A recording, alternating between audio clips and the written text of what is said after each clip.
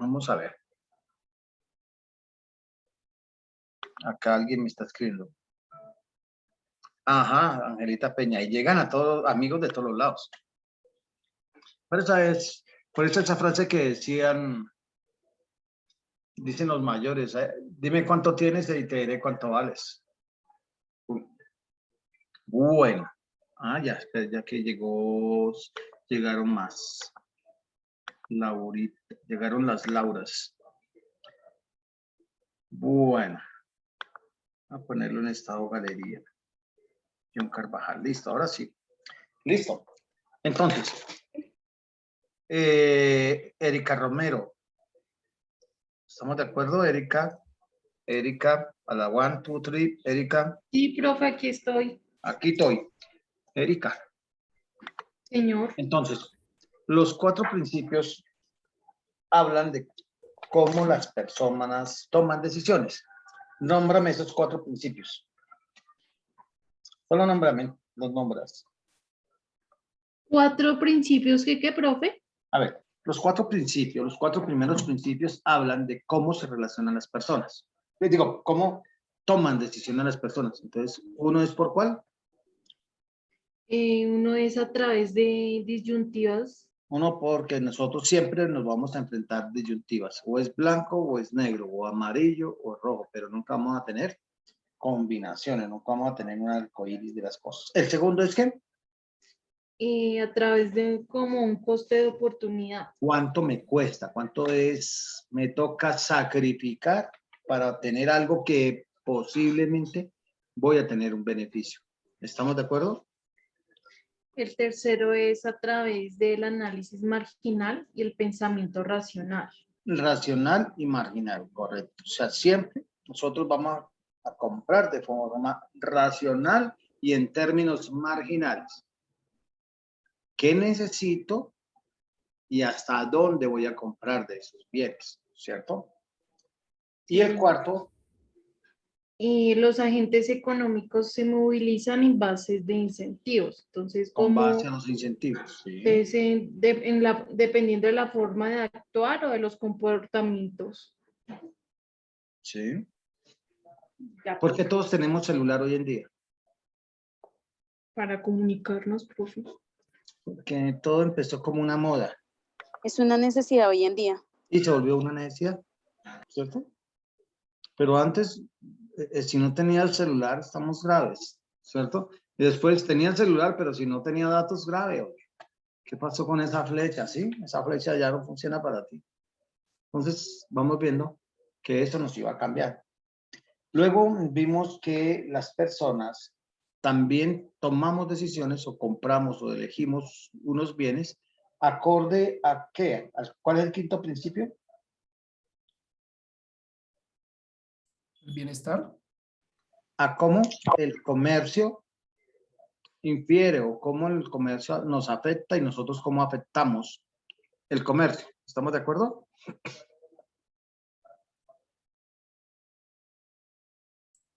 Sí, Luego profe. en el sexto hablamos que los mercados son por lo general un buen mecanismo para organizar la actividad económica. O sea, así como yo tengo la oportunidad de tener una idea de negocio, puedo sacarle mucho jugo, que a su vez beneficia a los demás, que eso decía Erika Romero anoche, que que Adam Smith le llamó ¿cómo?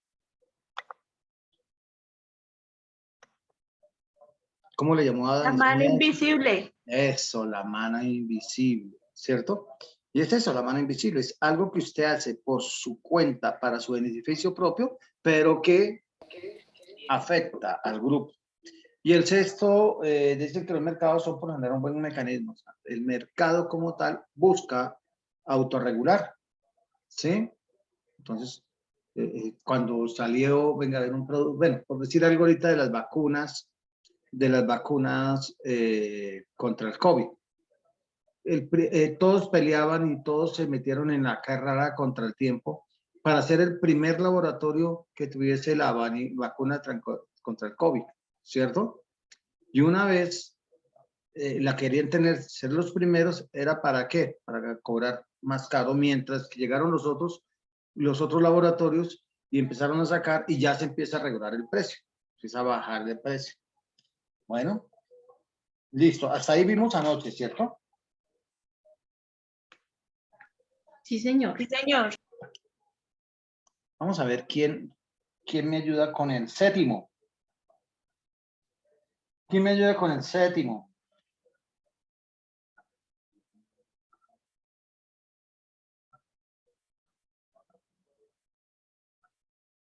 ¿Con dedocracia? Pues, profe, Yo, profe. Levante la mano. Vale, Yo listo, también Esteban. levanté la mano. Perdón, no estás estaba grabando viendo. la clase. Esteban, John, Elizabeth. Listo. No se arrepienta, Elizabeth. Tenga la mano ahí levantada que ya. Pues acá Eso, listo. tengo el séptimo que dice los gobiernos pueden mejorar el bienestar mediante el Estado de Derecho, la mejora de la situación de equidad, así como promoviendo la eficiencia. ¿Y qué entendió ahí, Esteban? Por favor. Pues como que hay ciertas políticas o ciertas normas que buscan como promover, como proveer una equidad, ¿sí? En cualquier situación. Entonces, pues en cuanto a la economía, entonces como que, sí, es como una serie de parámetros, normas, políticas que buscan como esta equidad. Sí. Vamos, listo. John Carvajal, cuéntanos. Profe, buenas noches. ¿Cómo Bueno, vamos? sí dice que, bien, gracias. Dice que el gobierno puede mejorar el resultado de la economía. El gobierno tiene las herramientas para incidir en la misma. Entonces yo cito aquí un ejemplo con el tema de las bebidas embriagantes. Entonces digamos que el gobierno tiene unas leyes para la distribución digamos que de este producto hasta determinadas horas. Entonces, si en un momento dado el gobierno quisiera cambiar estos horarios y aplicar unas nuevas leyes, de cierta manera incentivaría mucho las ventas digamos que a los productores y a los distribuidores pues digamos que las bebidas embriagantes y se lucrarían obviamente las empresas y de cierta manera pues el gobierno porque pues por eso incide digamos que en las políticas y las leyes.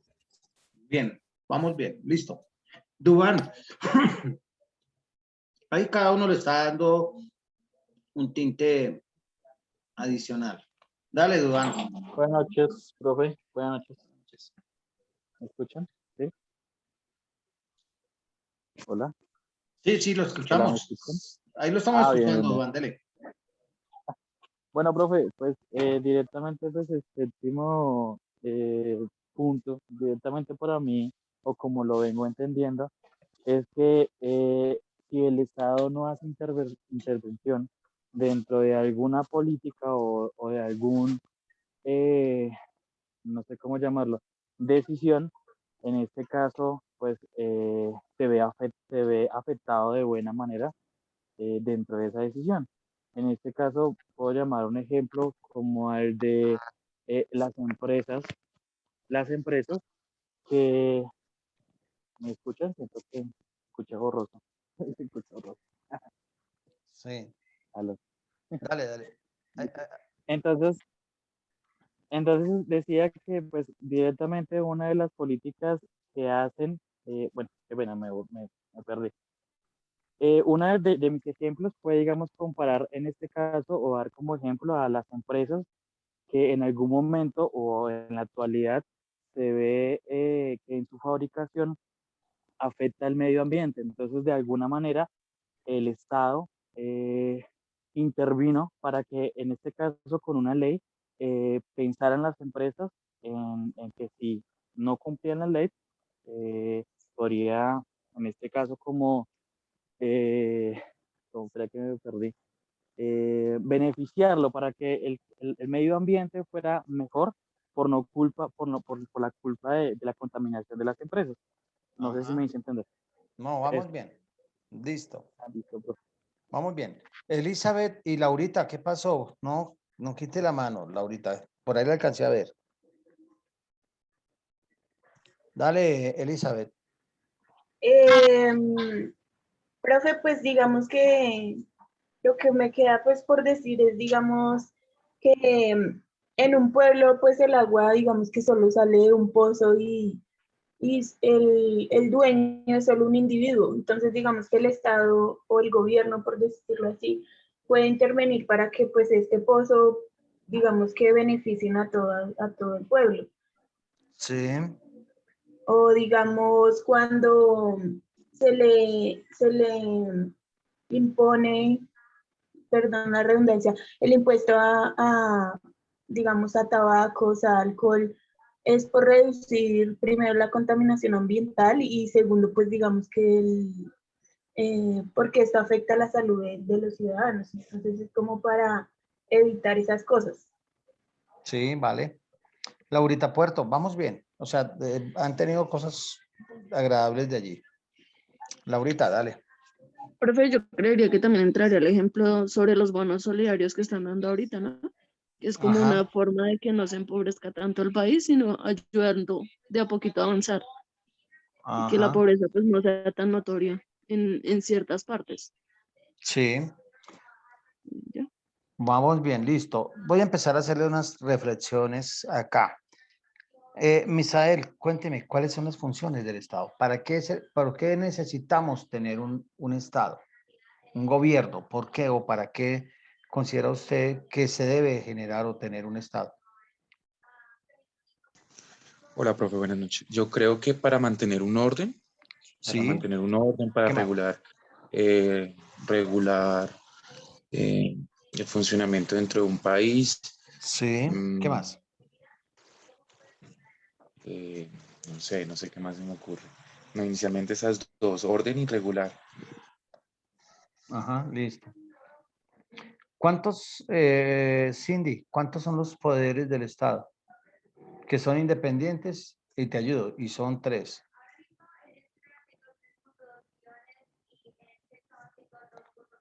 Cindy Juliet, ¿cuántos son los poderes que existen? Le ayudo, son tres. ¿Quién me ayuda? ¿Quién me ayuda entonces? Estoy Ah, bueno, pensando. dale. El Uno está en, legislativo, uno está en cabeza del El presidente. Estado. El El ejecutivo, el Estado. legislativo y el judicial. Ah, mira ahí. Muy Listo, bien, muy inteligente. listo, bien, ahí nos vamos dando. ¿Y el ejecutivo qué hace, Cindy? ¿Qué hace el poder ejecutivo?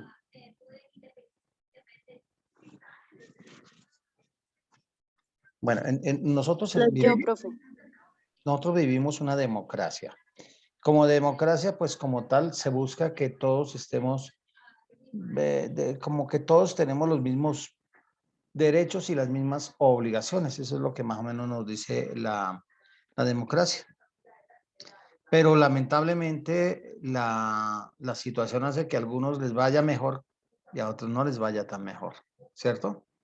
Entonces, vamos a encontrar que se forma un Estado y el Estado lo que hace es que dicen, bueno, vamos a poner unas personas que como que orienten, unos líderes para que nos organicen la casa y no tengamos ningún problema unos entre otros.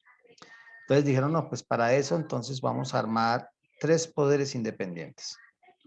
Uno que se llama el Ejecutivo, el otro el Legislativo y el otro el Judicial.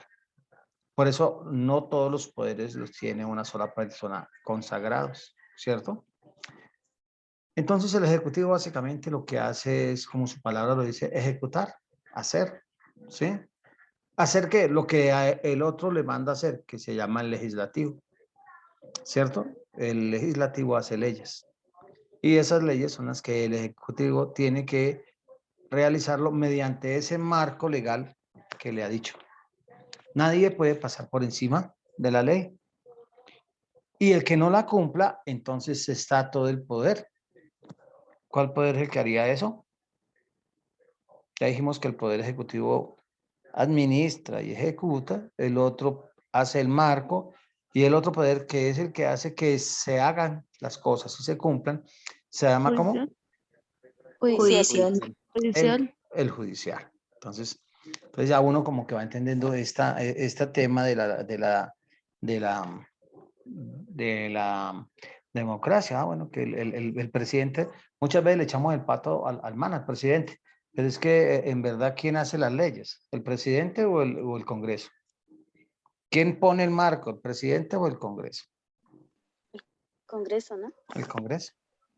Pues entonces Eso. si el tipo no puede pasárselas por encima, ¿sí? Pues, en modo de un ejemplo, pues para unos que nos gustaba y para otros que no nos gustaba el tema del contrato de paz. Este presidente dijo, no, a mí no me gusta, y lo objetó. ¿Qué hicieron los del Senado que ya estaban más casados y comprometidos con el tema? Pues le dijeron, vea señor, ya leímos y seguimos pensando igual. Toma, se lo devuelvo, tiene que firmarlo. Ya el man, gústelo o no, le tocaba firmar. Estaba dentro de lo que tenía que hacer, firmarlo, porque eso nos dice la norma, ¿sí? Que el presidente, el Congreso crea una nueva ley y se la envía al man para que la firme. Si él no está de acuerdo, se llama objetar la ley. Entonces, él debe decir, bueno, en esto, por esto, no estoy de acuerdo. Debatan y miren a ver, y si no, pues me lo devuelven y yo ya lo firmo. Pero es así, las leyes nuestras son de ese corte. Al no ser que estemos en un tiempo de guerra o en un tiempo especial, donde ahí sí el presidente toma casi gran poder del poder legislativo para hacer unas leyes de urgencia, unas leyes que son temporales. Y así vamos viendo. Y el judicial pues hace cumplir todo y controla que se cumplan, ¿no? Entonces, por eso todo lo que termine en IA es de la Poder Judicial, Fiscalía, Contraloría, Policía, todo lo que termine en IA. Entonces, ¿a qué viene ese comentario? Pues que el Estado está en la obligación de ofrecernos a nosotros un ¿qué? Un bienestar, ¿cierto? Laura Guevara, ¿qué es ese bienestar? Para ti, ¿qué es tener un buen bienestar? Un buen bienestar es tener el derecho al estudio, tener al menos todos los días un desayuno, una comida, una cena. Sí, ¿qué más? Para mí también es tener trabajo, no ser millonaria, pero sí tener al menos como tal un valor monetario que me sirva para mis necesidades diarias Sí. Entonces, y, sí, y el trabajo, el trabajo, tener ¿cierto? Lo que acabas de decir es eso, que más o menos también lo que decía Esteban y lo que decía Duván y lo que decía Laura y lo que decía Elizabeth, ¿cierto? El Estado debe proveer como que ese equilibrio. ¿Y cómo lo logra hacer? Bueno, pues tenemos unos impuestos, entonces tenemos unos hospitales públicos para darle salud. Tenemos unas escuelas públicas para dar educación. Tenemos unos comedores públicos para dar bienestar. Además de eso, entonces tenemos unas familias en acción. Eso, cada gobierno le pone un nombre diferente, pero entonces le damos subsidio a las familias que menos recursos tienen. Entonces, el Estado ahí es cuando empieza a regular. No solamente regula por allí, sino que también entra a normatizar, ¿cierto? Entonces, ¿en dónde terminan mis derechos? Lorena Orozco, ¿en dónde terminan mis derechos? ¿Has escuchado esa frase? ¿En dónde terminan mis derechos? Cindy, ¿en dónde terminan mis derechos? Vale, cuando se Laurita. Dime, Laurita. donde Iba, están los derechos del otro. ¿dónde empiezan? ¿Sí? Laurita, ¿ibas a decir algo? No, eso. ¿Sí? ¿En dónde terminan mis derechos? Donde empiezan los de los demás. Entonces, si uno se va a mirar la Constitución Política Colombiana, ¿cierto? Que es la mamá de las normas en Colombia. Entonces vamos a encontrar que los primeros capítulos hablan sobre esos derechos, los derechos que nosotros tenemos, que nosotros podemos tener, pero también hay un capítulo que dice, estas son las obligaciones, ¿cierto? Y todo eso es lo que hacemos que nosotros tengamos esa intervención del Estado. Que sea eficiente, que no sea la mejor. Bueno, pero ahí el Estado interviene en la búsqueda de esas partes. ¿Estamos de acuerdo? Entonces, el Estado ya no solamente, como lo decían los clásicos, decían, no, el Estado solamente debe intervenir para esas cosas, para mejorar el bienestar de las personas, o sea, mejorar el tema de infraestructura, hospitales, colegios, mejorar que la gente pueda tener una buena comida, bueno, una buena vivienda. No solamente eso, sino que también tiene que entrar a regular el tema de que las personas, entre personas, ¿cierto? Se respeten y no se aproveche uno del otro. Entonces empiezan a crear todo un mundo de leyes, ¿cierto? Que están respaldadas o están enmarcadas dentro de la Constitución. Pero ya después los manes de los neoclásicos dicen, oiga, espere, el Estado no solamente tiene que hacer eso, el Estado también tiene que intervenir en el tema económico para regular esa, para que uno no se aproveche del otro. Entonces vamos a ver que el Estado, ¿cierto? Empieza a generar unas normas, unas limitantes ante mercados que no son de competencia perfecta. Entonces vamos a ver cómo poco a poco nosotros vamos a ir encontrando que el Estado participa de una forma mucho más activa.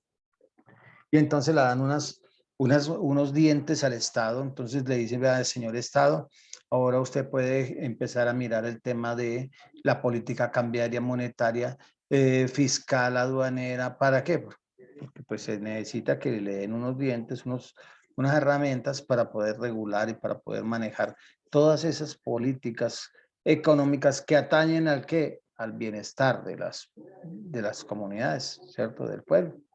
Entonces vamos a encontrar cómo el 4 por mil no nació por otra cosa, sino por una necesidad para el bienestar y regulación del pueblo. Ahorita pues hay muchas leyes que están haciendo y que están mirando, y entonces que para que no exista tanta corrupción, entonces están haciéndole unos ajustes al tema de las licitaciones, que poco a poco han venido colocando ciertos parámetros para que la plata no se pierda, ¿sí? Y no se vuelva todo lo que nosotros siempre hemos visto como los elefantes blancos. Entonces, ojo, el Estado interviene y busca mejorar el bienestar de las personas. Entonces, estos dos principios, el sexto y el séptimo, tienen que ver cómo se interactúan las personas con el medio, con su entorno. Luego vienen unos principios de cómo es que funciona la economía en su todo, ¿sí? Entonces viene el octavio principio. ¿Quién me ayuda con octavio? Laurita Moreno, ayúdeme con el octavo. ¿Qué dice el octavo? Listo, profe. El octavo dice, el nivel de la vida de un país depende de su capacidad para producirse bienes y servicios. Ajá. Vale, Angie Toscano, ahorita sigues. Laurita, ¿qué entendiste? ¿Qué podías ver ahí en ese principio?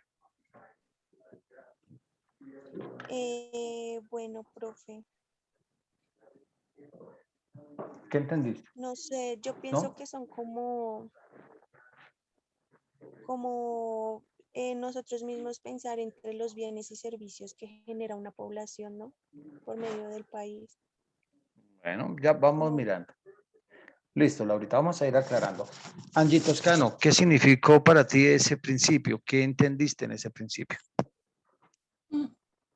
Entonces, se refiere, digamos, a que cuanta más productividad tenga pues un país, menor será su calidad de vida.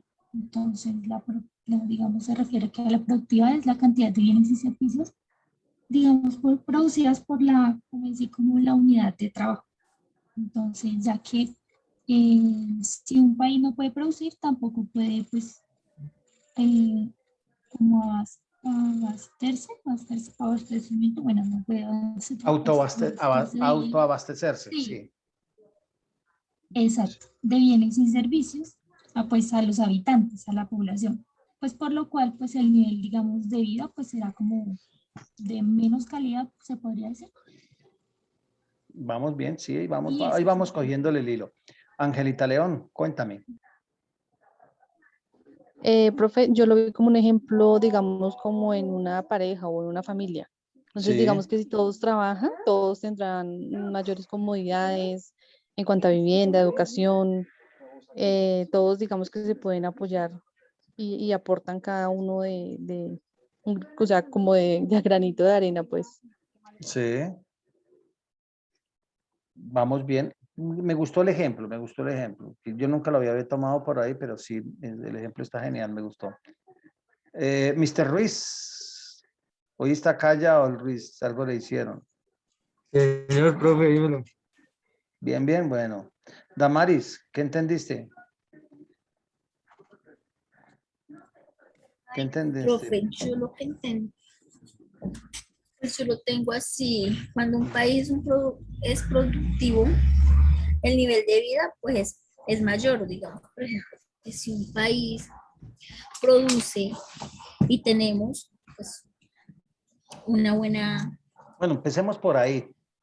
¿Por qué crees tú que un país, cuando produce más, tiene mejor nivel de vida? ¿Por qué?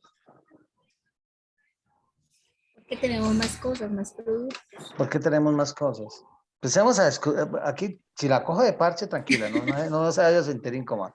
¿Por qué crees tú que si No, tenemos, tranquilo. o sea, que porque produzco tengo más cosas?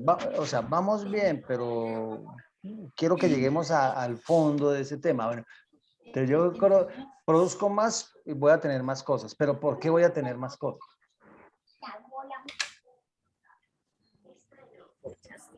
Sí, La ponche. John, dele una mano, ándele un sí, salvavidas. señor. Profe, porque, bueno, al tener más, digamos que se genera más empleos. Puedo verlo como por ese lado, se genera más la mano de obra. Ajá, sí, por ahí vamos, va. Por ahí vamos llegándole, ¿cierto? Profe, Ruiz, señor. sí que Profe, quería aportar Sí, algo con ese principio sí, y teniendo en cuenta lo del tema de la productividad que mejora el nivel de vida de, digamos que de los habitantes de un país. Hago referencia, por ejemplo, a si un país es productivo, no sé, en harina, en arroz, en huevos o en aguacate, en el caso de Colombia, pues estos productos se convierten en un producto, valga la redundancia, tipo exportación. sí. Y al tener la oportunidad de vender, digamos que los productos de la nación, digamos que alrededor del mundo, pues la riqueza entra a nuestro país, fortalece las estructuras económicas y finalmente lo que son campesinos y lo que es el comercio y la distribución, pues finalmente digamos que ese dinero va a estar rotando dentro, pues digamos que dentro del país como tal. Bien, muy buena reflexión. Ruiz, y había una dama con la mano y se fue. ¿Qué pasó la que agachó la mano? Dale, Ruiz, y seguimos. profe, pues yo considero que entre más productivo sea un país, pues mayor será su nivel de vida. Digamos, si un país no puede producir, pues tampoco puede abastecer de bienes y servicios a sus habitantes. Digamos, por ejemplo, un país como Haití, que no, o sea, no produce y no, el nivel de vida es muy, muy bajo. Sí. Pues lamentablemente Colombia, antes de los 90, entre 70s y 80s, Colombia pertenecía a una cosa que se llamaba la CEPAL, Comunidad Económica para la América Latina. Y esos manes eran los que decían las políticas económicas en los países asociados las deben de cumplir. Y se llamaba que teníamos unas economías cerradas. Nosotros producíamos solamente o abastecíamos, o como dijo, ¿quién se me fue? Como dijo, nos podíamos autoabastecer, ¿cierto? O sea, Colombia durante mucho tiempo era simplemente producía lo que necesitaba, ¿cierto? Pero cuando viene la apertura económica nos dice, bueno, aquí hay un tema. Aquí el mundo va a 2000 por hora y ustedes van a 10 por hora. Ustedes son unas tortugas y los otros son liebres. Sí, por eso es que la mayoría de países latinoamericanos estamos en vía de crecimiento. Porque pues, ¿cuánto llevamos con con una apertura económica? Creo que algunos tienen la edad de la apertura económica, ¿cierto?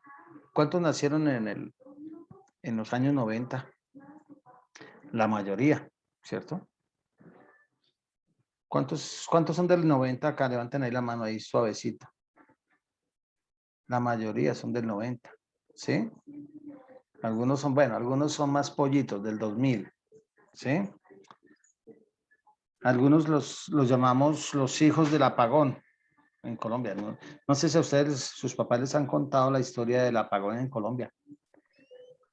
¿Alguno ha escuchado? En el gobierno de César Gaviria. Sí, y por eso de aquí hay una gran población de esa, que nos tocaba acostarnos temprano porque quitaban la luz como a las 7 de la noche, ¿cierto? Y ya todos en la casita.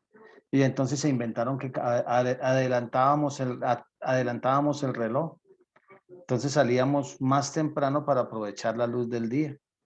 Entonces los pobres muchachos que entraban a estudiar a las 6 de la mañana al colegio, ¿qué horas entraban en la vida, en la hora real? A las 5, ¿sí? Y eso duramos un tiempito con ese reloj adelantado, ¿sí? Hasta que logramos superar el tema de la necesidad de la crisis energética que tuvimos en esa época. Entonces, pues ahí volvieron a hablar las familias y entonces todo el mundo se acostaba como tempranito y en cierta forma hubo una pequeña explosión de nacimientos al poco tiempo. Entonces vamos viendo que esto de que Colombia producía solamente para su interior, ¿cierto? Pues estábamos siendo ciegos porque en los otros países estaban produciendo para hacer intercambio. Entonces, cuando yo vendo más, ¿soy más pobre o soy más rico? Cuando yo vendo cada día más, ¿soy más pobre o más rico? Claudia Gallán. Vale, Cindy, ibas a hablar. Cuéntanos. Hola, profe. Hola, dime, Claudia. Cuando yo vendo más, ¿soy más Pues yo millonario? leí algo. Sí, dale. Pues no les sé indicar, pero digamos, leí algo que decía que no es, digamos, no se produce para vender más, sino para ganar más. Entonces es, listo, puede vender mucho, pero debe también tener un costo para para sí mismo, digamos, ganar. Ganar, sí. Por allá después vamos a empezar a ver eso de Es las el ventajas costo más que todo comparativas que... y relativas, sí. Pero básicamente en referencias, ¿cierto? El producir más, eso significa que voy a tener mayores ingresos. ¿Cierto, Julie? ¿O ibas a decir algo, Julie? Cindy, Juliet. Gracias, profe. Sí, iba a comentar que, pues claro que cuando uno vende más y pues lo hace equilibradamente en el proceso de los costos, se va a ver mayor ganancia y pues uno se va a hacer más rico, como tú preguntabas, o a tener pues mayores ganancias y el bienestar también va a mejorar. Entonces, eso es lo que nos dice este principio. Un país, ¿cierto? Una sociedad que se ve bollante es por su nivel de producción, ¿cierto? Entonces decía por allá el compadre Ruiz decía, no, es como Haití, pues Haití no está produciendo nada, no saben producir nada, ¿cierto? Y es más, con la venia de los que de pronto tengan algún contacto con Venezuela, si a Venezuela le quitamos el petróleo y el oro, ¿qué hace Venezuela? ¿Sí? Entonces estamos fregados. Si a Colombia nosotros tenemos muchas cosas, pero no las sabemos explotar, las acabamos. Pero básicamente un país altamente productivo. Ahora, que nosotros nos quedamos en una economía muy artesanal y los países desarrollados, su economía está basada en que en la parte de productos artesanales o en tecnologías, Lady Escobar. Discúlpame, profesor. los países desarrollados, su economía se basa más en la agricultura o en la tecnología, o en la economía artesanal o en la tecnología. ¿Qué Yo digo opinas? que en la tecnología, profe. ¿En la tecnología? Eso es lo que está dando plata venteada. Esteban Osorio, cuénteme. Ay, ay. Sí, profe, yo digo que más o menos es saber utilizar la tecnología para poder proveer un mejor producto agrícola. Sí. Pues yo me asombro, yo soy de Boyacá, viajo mucho a Boyacá, pero cuando uno ve un man en Estados Unidos con una máquina que llamamos tractor, con unos aditamentos especiales y saca las papas allá en 15 minutos, saca un buen sendero de papas. Y pasa uno por Boyacá y ve un poco de gente acurrucada sacando las papas de una forma artesanal, con más demora, con una cantidad de costos adicionales. Pero nosotros nos quedamos ahí, tecnología, tecnología. Si nosotros no invertimos, si no generamos tecnología, pues nos vamos a quedar, ¿cierto? Entonces, eso nos dice ese principio. Un país es mayor, es más rico o más desarrollado o más fuerte o más potente en la medida en que su nivel de producción sea más. Entonces, cuando yo produzco más, vendo más. Y si vendo más, voy a tener una mayor rentabilidad, ¿cierto? Y por eso se va a cumplir ese tema que un país es relativamente millonario cuando exporta más de lo que importa. Y si lo habláramos en palabras de hogar, somos más ricos cuando vendemos más de lo que compramos, ¿cierto? Pero aquí en Colombia tenemos el grave problema que compramos más de lo que vendemos. Entonces siempre vamos a estar desfinanciados. Listo. ¿Entendimos, captamos muy bien ese octavo principio? Bueno, espero que sí. Sí, señor. A ver,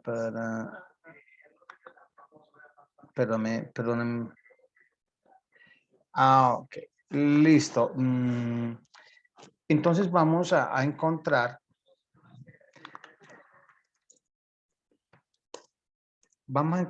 nuestro noveno principio, ¿cierto? Entonces, Alejandra, que me dijo que ya se sabía de memoria el noveno principio, porque lo había leído toda la tarde. Entonces, Alejandra Gutiérrez, de Gutiérrez. Alejandrita. Alejandrita. Alejandra a la 1, Alejandra a las 2. Se nos fue Alejandra, la perdimos. O no tienes buen micrófono. Bueno, vamos con Lorena mientras que Alejandra se recupera. Dale, Alejandra Orozco. Alejandra, no, Lorena. Digo, Lorena Orozco, las confundí. Tranquilo, profe. El noveno dice imprimir demasiado dinero, subida de precios. Cuanto más dinero se imprima, el valor de este disminuye proporcionalmente. El ejemplo es más claro que tenemos es Venezuela. Sí. ¿Por qué? A ver, cuéntame, ¿por qué si yo tengo mucho más dinero es malo? Genera inflación. El aumento general de los precios, entre más se imprime billetes, los productos incrementan de valor. Ajá. Bueno, ¿por qué? ¿Qué te lleva a reflexionar esa parte?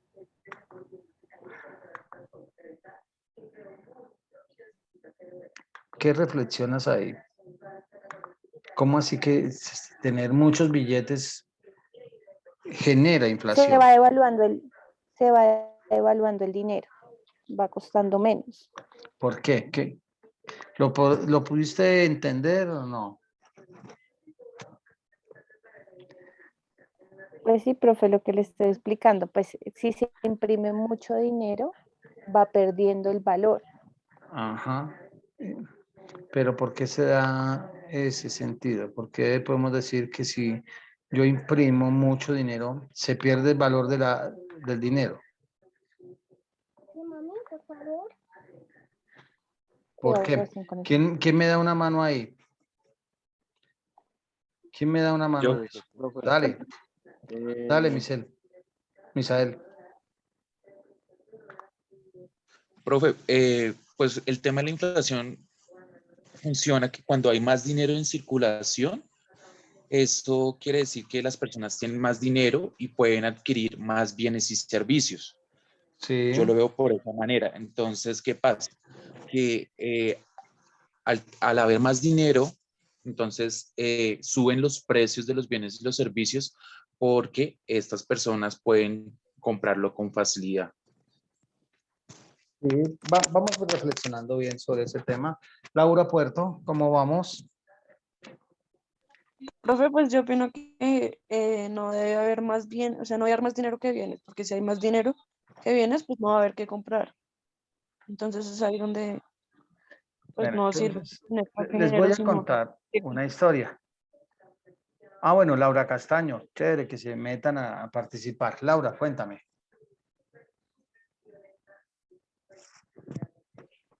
Profe, que pues básicamente este principio habla de es más fácil que las personas accedan a este dinero. Y eso quiere decir que cuando tienen ya, digamos, la capacidad adquisitiva para comprar un bien o servicio, provocan un exceso en la demanda de los productos. Entonces eso hace que pues suban los precios de estos bienes y servicios. Me dejaste anonadado. O sea, me quedé mudo. Trata de explicármelo en tus palabras. A ver. O sea, yo te entendí muy bien. Pero creo que dime qué me querías decir en tus palabras chinchombianas. En mis palabras, que si yo tengo, digamos, dinero para poder comprar, no sé, un armario, y no solo yo, sino varias personas, entonces obviamente eso hace que aumenten los precios del armario que yo quiero comprar, ¿Y por qué? porque no solo yo tengo el poder adquisitivo, sino varias personas, gracias a la circulación de este dinero. Es lo que yo entendí. Sí, no, iba bien, se defendió bien, muy bien. ¿Quién más quería participar? ¿Quién más va a participar? ¿Lorena vas a participar o Laura Puerto? Bueno, les voy a contar una historia bonita. Mucho dinero, muchos billetes en el mercado genera inflación. En cambio, poquitos también. O sea, por eso vamos a encontrar que eso de mucho, emitir mucho dinero, mucho, vamos a llamar, después le vamos a llamar al dinero, le vamos a llamar circulante, ¿cierto? Entonces vamos a encontrar que mucho dinero en el mercado es malo y poco también. Cuando estaba un compadre mío que se llamaba Pablito Escobar, ¿cierto? Había mucho dinero en la economía, teníamos mucho dinero. ¿Por qué? Porque todo ese dinero que llegaba vía narcotráfico, pues llegaba a la economía de una forma muy rápida, ¿cierto? Entonces, cuenta la historia, que por decir algo, Laura Guevara tenía una casita, ¿cierto? Y esa casita era la casa donde habían vivido todos sus antecesores, abuelita, tatarabuela, bisabuela, todos los ascendentes. Y esa casa ha venido siendo herencia. Pero resulta que a Pablito se enamoró de esa casa. Pablito fue y le dijo, Laurita, le compro la casa. Esa casita normalmente vale 50 millones de pesos, le doy 80 millones de pesos. Laura dice, no, don Pablo, yo no estoy interesado en vender la casa, esa es una casa que tiene un valor sentimental. Mi tatarabuela se lo dejó a mis abuelas, mi bisabuela, mi abuela, mi mamá me lo está dejando a mí, ellos tienen un valor sentimental enorme. Pablito le dice, no, ¿sabe qué? Le doy 150 millones. Don Pablo, es que esa casa me la dejó mi abuelita, se la dejó a mi mamá y mi mamá me la dejó a mí. Eso ya es un valor sentimental muy grande. Le doy 300 millones de... Uy, pero es que esa casa, ¿cierto? Tiene un valor sentimental, me la dejó mi mamá. Le doy 600 millones de pesos. Bueno, pues ya se le pierden como tanto amor a esa herencia, entonces vendemos la casa en 600. Pero resulta que en ese negocio estaba cerquita la comadre de ella, doña Angie Toscano, que tenía su casa al lado. Posibilidades de que Angie venda la casa por menos precio de lo que vendió la casa Laura. Muy poco. Muy poco, ¿cierto? Porque en ese momento Angie también va a pedir el mismo valor por el cual O más, ¿cierto? Y eso fue lo que sucedió en esa época. Esos manes compraban lo que querían, al precio que querían, porque no les interesaban los billetes, ¿cierto? Y eso empezó a que los terrenos empezaran a subir de precio y eso generó una burbuja hipotecaria donde todo el mundo empezó a hacer que sus bienes se empezaron a valer muchísimo, ¿cierto? Una subida falsa de precios porque pues, los predios no valían tanto como lo que decía esto. Entonces vamos viendo que eso empezó a generar inflación, ¿cierto? Y ahora nos vamos a ir eso cuando había muchos billetes. Ahora nos vamos a ver cuando hay pocos billetes. Pocos billetes también generan inflación. El dinero, ya todos vieron contabilidad, ¿cierto? Yo creería que sí. El rubro del efectivo, ¿en qué cuenta, en qué grupo de cuenta está? Pasivo, activo o patrimonio, mi querida, alguien que no haya hablado, Ángela Peña. Ángela. Angelita la 1. Angelita la 2. Señor, perdón, es que tengo internet re malo. ¿Qué de la economía? El efectivo, ¿en qué rubro está? Pasivo, activo o patrimonio.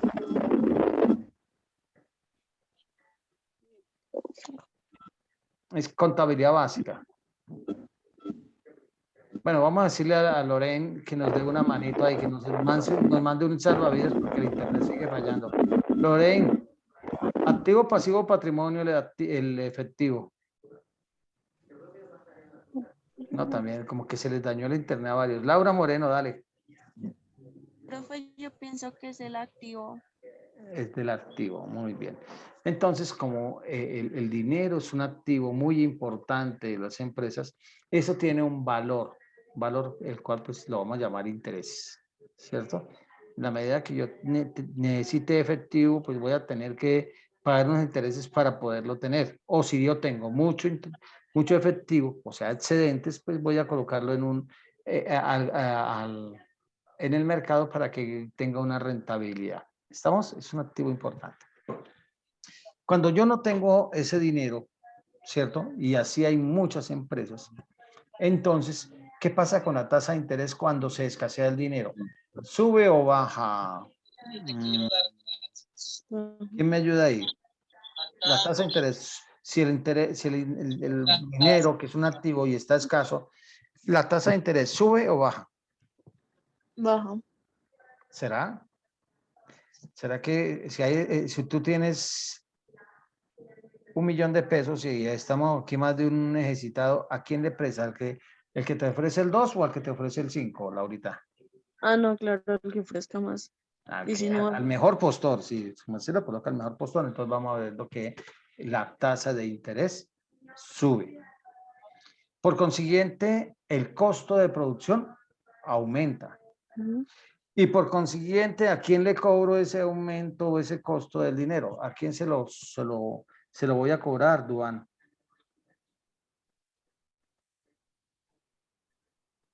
Hoy no están participativos. Ese costo, ¿a quién?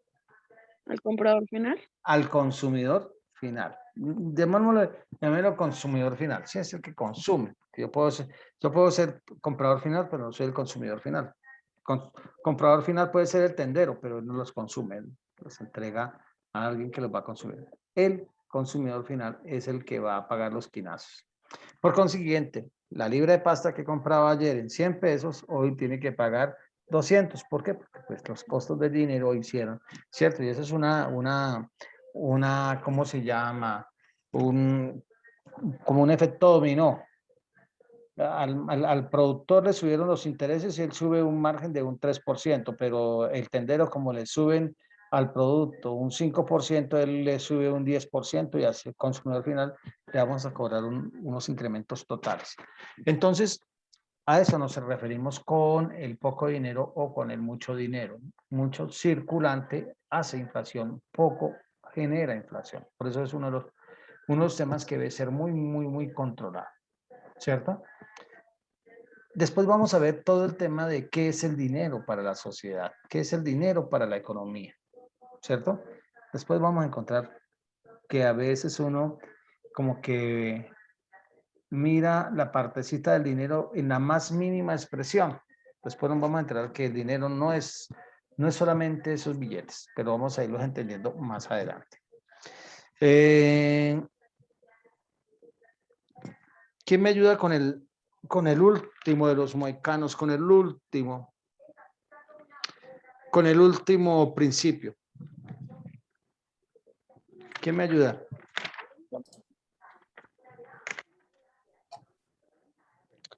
Dice,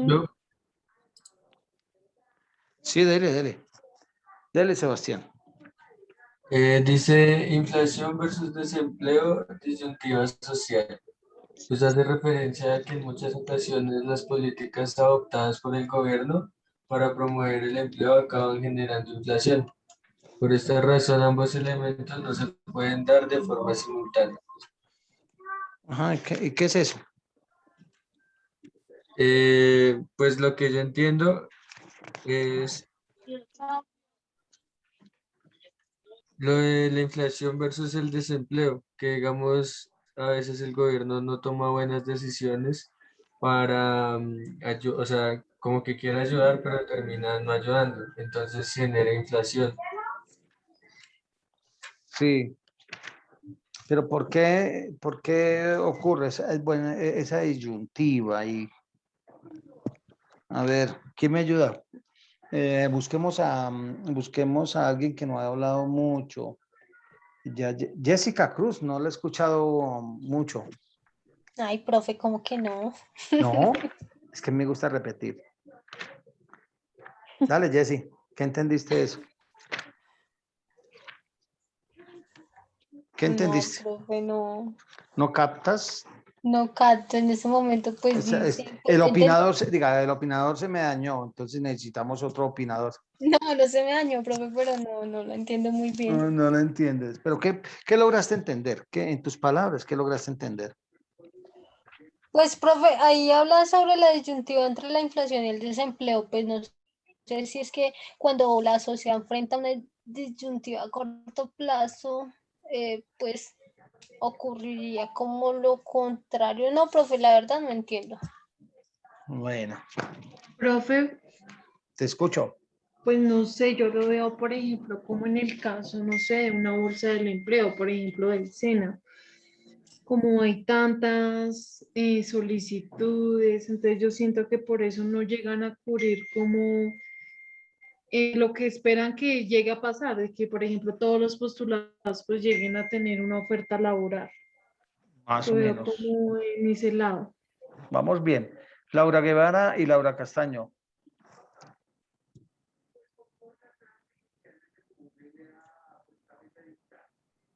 No, profe, yo también salgo perdida, pero no sé, yo lo entendí de una forma muy diferente. ¿Cómo lo entendió? Bueno, el último principio, pues decía como que la sociedad se enfrenta a una disyuntiva a corto plazo entre la inflación y el desempeño. Yo lo Desempleo. entendí más que todo, y yo lo entendí más que todo es que como que bueno, yo me fui más como a la economía, que entre nosotros más dinero tenemos, más lo vamos a gastar, y es algo que lo reflejamos como en el diario vivir. A veces nosotros o cambiamos de trabajo o nos suben el sueldo, tenemos un ingreso más alto, así mismo usamos ese ingreso de más para comprar cosas que nos faltan. O sea, como que entre más ganamos, más gastamos, algo así lo entendí. Más o menos. Ahí vamos. Laurita, Esteban. ¿Sebastián iba a intervenir en algo más o se le quedó la mano arriba? Dale, Laurita. Y Ah, no, sigues con- profe, se me quedó arriba la mano. Qué pena. Listo. Bueno, profe, según lo que yo entendí, también lo relaciono con el noveno punto, donde a mayor circulación de, digamos, de dinero, pues se genera esto que las empresas también produzcan, no sé, más sillas, más comedores, porque pues van a haber personas que van a comprar ese producto. Entonces ellos contratan más personal. Digamos que la desventaja es cuando ya no hay, digamos, la inflación, sino que esta disminuye, pues ya no habrá el mismo personal, porque pues tendrán que dar, digamos, a muchos en desempleo. Eso para mí es como la disyuntiva social que afecta también directamente el desempleo y por eso pues muchas personas pierden su trabajo y digamos que poniendo por un ejemplo, no sé, una madre cabeza de hogar pierde su trabajo, eso significa que ya no podrá acceder a algunos productos básicos de la canasta familiar. Ajá. Buena segunda, buena reflexión. Dale, Esteban. Me tiene anonadado, Laura. Pues yo tengo, no sé, es una opinión, sí, no sé si es correcto, Sí. que es como como el agua y el aceite, ¿sí? Por así Sí. decirlo, en donde no se pueden juntar. ¿Por qué? Porque uno no puede compensar al otro, ¿sí? Si se hacen juntos, alguno de los dos va a tener un desequilibrio. Sí. Entonces es más que todo eso. ¿Por qué? Porque al yo generar de pronto empleo, como decía la compañera Laura, me va a generar más costo, me va a generar más servicio, me va a generar mucha más inflación. Entonces, al yo promover ese empleo, ¿sí? Pues no me va a servir porque voy a estar perdiendo por un lado y no va a estar ganando por el otro porque no tengo ganancia ahí. Entonces, como que no se pueden hacer simultáneamente, eso es lo que entiendo yo. Sí, ahí vamos. Vamos bien. Y Claudia Gallán, cuenta. Profe, pues yo apoyo lo que acaba de decir Esteban y la otra compañera. Es algo, pues según lo que dice ahí, entendí, la inflación y el desempleo no, digamos, es algo que no se puede como llevar de la mano, ¿sí? Tiene que ver con el principio anterior, Sí. el tema de la inflación. Digamos, si hay mucho dinero circulando, pues obviamente van a subir los precios y si suben, digamos, como hay tanto dinero para comprar, pues asimismo debe producir. Y a mayor producción, también se requiere mano de obra. Y si se requiere mano de obra, pues van a necesitar personal y eso va a hacer que se combata el desempleo, ¿sí? Sí. Pero igual genera inflación. Y si se combate la inflación mediante un control de precios, pues a los productores no les va a entrar dinero. Y ellos Sí. que van a optar por despedir, digamos, el personal porque no van a estar produciendo tanto y eso va a aumentar el desempleo. Es parecido a lo que ellos dijeron. Es parecido y Es me lo gustó porque hizo las dos partes. Hiciste la del corto plazo y la del largo plazo. ¿Sí? ¿Qué pasa cuando una empresa puede vender más caro? ¿Produce más o produce menos? Menos, ¿Menos? profe. A ver. Ojo, vamos a poner un ejemplo. Yo produzco pan, ¿cierto? Y lo produzco a 5 pesos cada unidad. Pero mañana me están demandando buena cantidad de pan. Entonces, ¿lo sigo vendiendo a 5 pesos o de pronto me doy el gusto de decir, lo voy a poner a 7 porque hay mucha demanda? ¿Cierto? Entonces uno dice, le subo el precio porque me aprovecho de esta ganga, le subo el precio al pan. Entonces hace que esa inflación aumente, ¿cierto? ¿Debido a que aumenta la inflación? Debido a que hay mucho billete circulando. Entonces, cuando tenemos ese tópico, entonces, como cuando hay cierta cantidad de cosas en donde el productor aumenta por ese incentivo de ganar más, ¿cierto? Entonces, aumenta. Pero eso a largo plazo, o sea, al momento que hace cuando usted quiere producir más, pues tiene que contratar más mano de obra y una cantidad de cosas que van a aumentar mejor, disminuir el desempleo, ¿cierto? Pero a largo plazo, como lo decía ahorita Claudia, a largo plazo empezamos a ver que esos costos se me van a incrementar. Y al incrementarse los costos, pues, ¿qué tengo que hacer otra vez? Empezar a cortar por lo sano. Aquí el primero que he hecho, la mano de obra. Entonces vamos viendo que esa es una disyuntiva. O logro controlar el tema de la inflación o logro controlar el desempleo. Pero los dos son como opuestos en el largo plazo.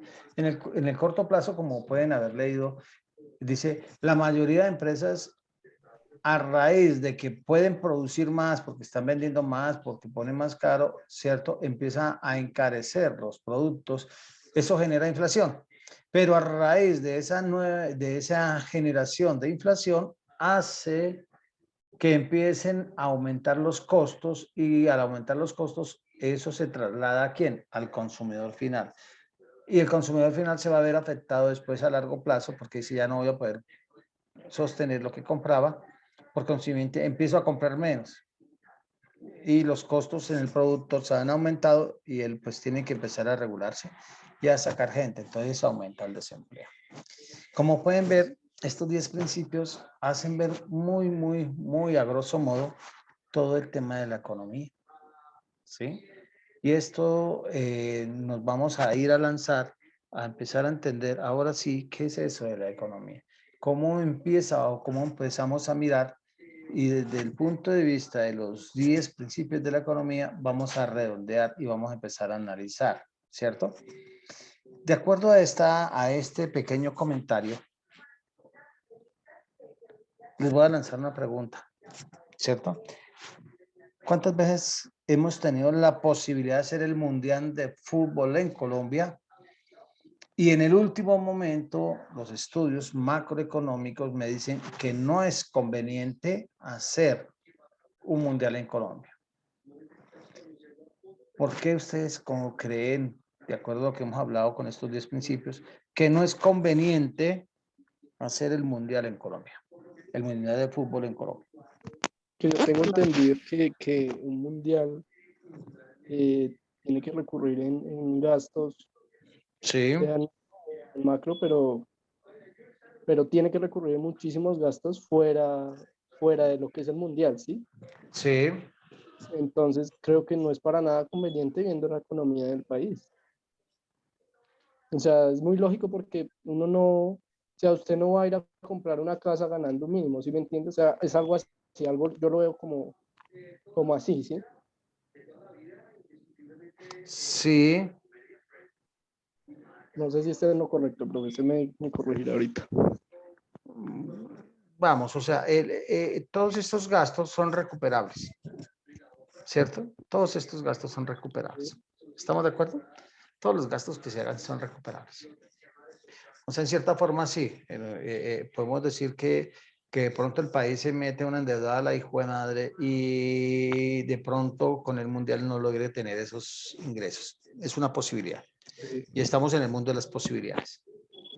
Pero en esencia, esa parte se espera que yo gaste y se presume que voy a tener esos ingresos.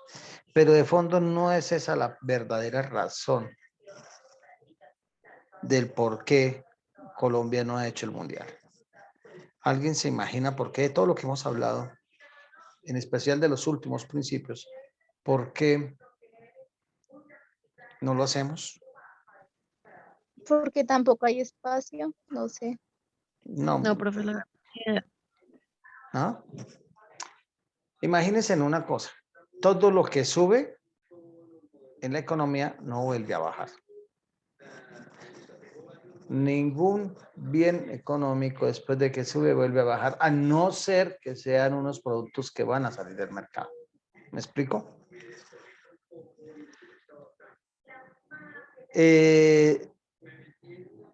Los precios suben y no se autorregulan.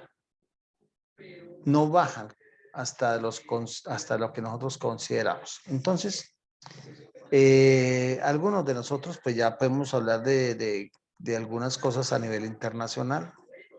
¿Cuánto vale una Coca-Cola en the United States, en los Estados Unidos? Una Coca-Cola en dólares. ¿Cuánto vale una Coca-Cola? Pongan un precio, por si acaso. $6.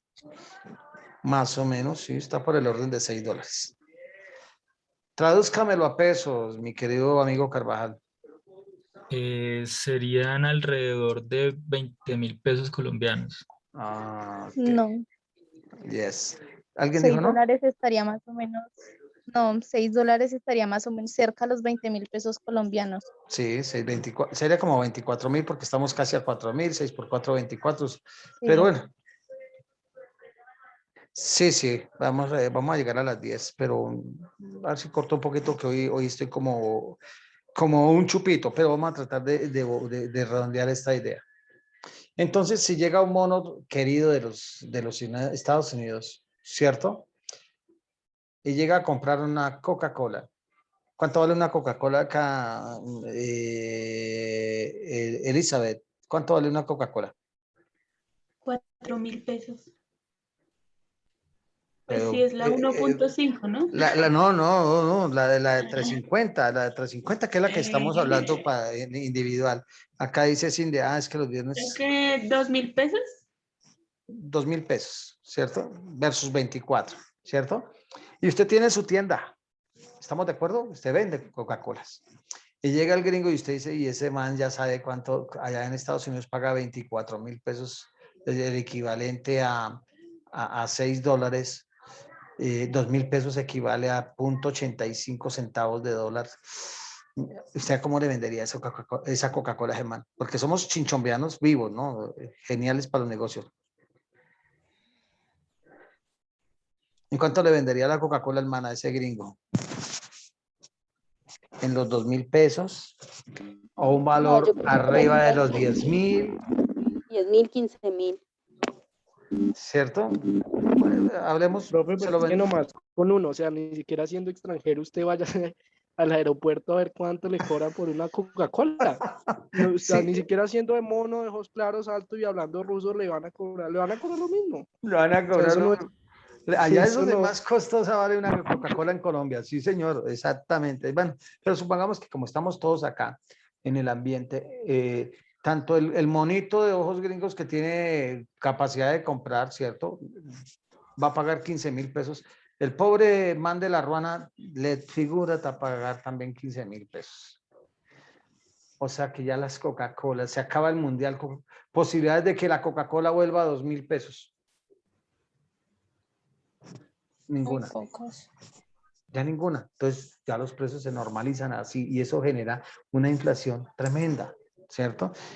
Nuestra economía no es tan fuerte como para poder solventar un tema de un mundial porque se supone que llega mucha gente, la cantidad de personas que vienen a un país donde se hace un mundial, los ingresos son enormes, entonces vamos a encontrar cómo eso genera una inflación automática y sube los precios. Pues por eso no se han hecho los mundiales. Yo tampoco a veces puedo negociar con una economía muy grande porque no soy capaz, mi economía colombiana versus la China, han habido grandes acercamientos para hacer tratados con China, pero no se puede porque ellos tienen una economía totalmente bollante, ellos tienen una economía que nos vuelven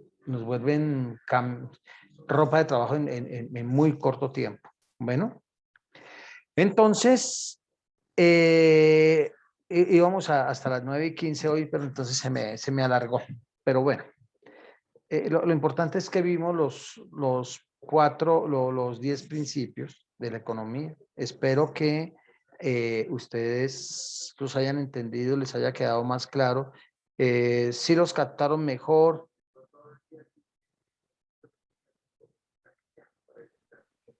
Sí, Sí, señor. señor, excelente explicación, profe. Profe. Sí, entonces vamos encontrando que nosotros, más que todo, en lo que vuelvo y le repito, un texto de derecho, un texto de economía, a veces a mí me toca leerlo 2 y 3 veces para poder entender qué es lo que quiere decir. ¿Por qué? Porque ellos son muy técnicos. Todos los libros de economía y derecho son muy técnicos. Entonces tenemos que reflexionar. Entonces, primera moraleja, cuánta palabra extraña que ustedes vean, busque el significado y búsquelo dentro del contexto además de lo que están diciendo. ¿Sí? Porque nos toca jugar a eso. ¿Qué significa la palabra y en qué contexto está para poderlo entender? Bueno, esa es la primera moraleja. Entonces, muchachos, vamos a ver la tareita para dentro de 8 días, la tareita para dentro de 8 días, ¿cierto? Van a contestar por qué los economistas se basan en supuestos.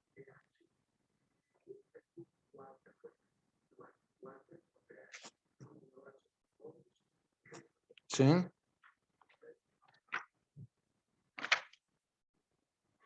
¿Se basan en qué, profe? En supuestos. ¿Por qué nos basamos los economistas en supuestos? ¿Cómo así? Vas a encontrar escribe por allá En hipótesis. en supuestos. O sea, nosotros siempre vamos a hablar de un supuesto. ¿Un supuesto qué es? ¿Cierto? Entonces, primero me averiguo qué es un supuesto y después... Una probabilidad. Una probabilidad. Es algo que puede ocurrir como no puede ocurrir. ¿Cierto? Y vamos a encontrar qué papel juegan las empresas, qué papel juegan los hogares dentro de la economía de un país. ¿Qué papel juegan? ¿Cierto? Las empresas y los hogares. Entonces, por lo general van a encontrar, lo más seguro es que van a encontrar unas figuritas que se llama el ciclo económico. ¿Qué le venden las empresas a los hogares? ¿Qué le venden los hogares a las empresas? ¿Qué le compran los hogares a las empresas? ¿Qué le venden a las empresas? Eso es el ciclo económico. Perdón, profe, ¿cómo? ¿Qué papel hacen las empresas? O y sea, los- ¿cómo es la segunda pregunta, profe? La primera, ¿qué papel juegan las empresas en la economía y qué papel juegan los hogares en la economía? Entonces ahí vamos a encontrar la explicación de por qué qué venden las empresas a los hogares, qué le venden los hogares a las empresas, qué le compran los hogares a las empresas, qué le compran las empresas a los hogares. Y eso lo vamos a resumir en 2 palabritas. El ciclo económico. Eso es el ciclo económico. Eso van a encontrar unas figuritas, hay unas que las hacen en círculo, otras en cuadraditos. Ahí lo van a encontrar de muchas formas. Bueno. Sí, señor. Entonces, esas son esas 2 partecitas. Y vamos a terminar definiéndome qué es microeconomía y qué es macroeconomía. Para dentro de 8 días. Eso, por favor, me lo envían. Hagan grupitos de 3 y me lo envían al correo. Por ahora vamos a trabajar el correo. Profe, ¿Sí? ¿qué es microeconomía y qué? Perdóname, no te escuché bien. Te escuché entrecortado. ¿Qué es microeconomía y qué más? ¿Y qué es macroeconomía? Porque ya nos vamos a ir enfocando un poquito más. Vamos a encontrar todo el tema de la microeconomía un poco más explícito. Entonces vamos a ir a explicar primero la micro para encontrar la explicación de la macro. Bueno. Preguntas hasta ahí, novedades hasta ahí. Profe, hasta el momento todas las actividades se le envían a su correo. Al correo, sí, por ahora el correo. Ok, listo. Bueno, Profe, ¿tarea? tarea, sí, esa es la tarea para dentro de 8 días. Listo, profe. Bueno. Solamente la definición. Sí, ¿qué es micro y qué es macro? Profe, cuando dices 8 días, ¿es para el viernes o para el jueves? Es para el miércoles, porque la primera clase es el miércoles? jueves. Es que nuestra primera clase es el jueves. O sea, la idea es que eso ya esté subido Antes. el miércoles a su correo. Sí, para que no. ¿Por qué lo persigo? Para que cuando ya empezamos a hablar y yo ya empiezo a hablar sobre un terreno ya en cierta forma abonado. Sí, como que ya les empiezo yo a hablar y ustedes de lo que hicieron, algo se van a acordar. más que acordar, como que vamos a clarificar eso que ustedes hicieron, más o menos lo mismo que hicimos ahorita. Ustedes leyeron, me gustó que leyeron acuciosamente, algunos entendimos por dónde era, otros nos quedamos como en la mitad y otros escasamente leímos, no reflexionamos. La idea es esa, porque pues soy un convencido que la persona que lee y reflexiona, aprendió. La persona que lee y simplemente lee, solamente leyó. Y eso siempre se olvida. Pero cuando yo leo y reflexiono, por lo general se me va a quedar. ¿Por qué? Porque ya empiezo yo a ir asociando con mi trabajo, con mi vida real, con lo que yo hago. Empiezo yo a reflexionar y eso es lo que yo pretendo. Más una grabación, una reflexión. Que yo mañana le diga, bueno, ¿usted por qué es una disyuntiva? Entonces, es verdad, la disyuntiva es porque es cierto, yo siempre me voy a encontrar con un camino u otro camino, no tengo más. Y que eso tiene un costo. Y que además del costo tengo algunas cosas que me inciden porque el mercado me afecta, yo afecto el mercado porque el mercado me ayuda a regular y porque el Estado hace que yo pues, pueda tener unos derechos y unas obligaciones y por consiguiente si yo cumplo y el Estado es boyante y bien administrado, entonces vamos a tener unos niveles de producción del país, lo cual se genera que yo tenga una muy buena nivel de vida. Y ahí ya en pocas palabras hemos resumido los 10 principios de la economía, en pocas palabras. Eso es lo que yo pretendo, que empecemos a reflexionar para que nos quede. Muchachos, no los quiero hacer trasnochar más, hay algunos que ya están como semidormidos. Hoy estuvieron menos participativos que ayer, pero espero que en 8 días tengamos la oportunidad de participar mucho más activamente. Bueno, entonces se animan grupitos de 3, máximo de 3, de 2 no está bien, de 1 pues me quiere decir que es poco sociable, entonces, pero también se puede recibir, pero ojalá que hagan de a 3 como para que este trabajo se vea más nutrido. Bueno, entonces muchachos, nos veremos hasta el próximo jueves por el mismo canal. ¿No tenemos preguntas? Listo, profe, muchas gracias, hasta luego. Hasta luego. Bueno, feliz noche. Hasta luego. Bueno, chao.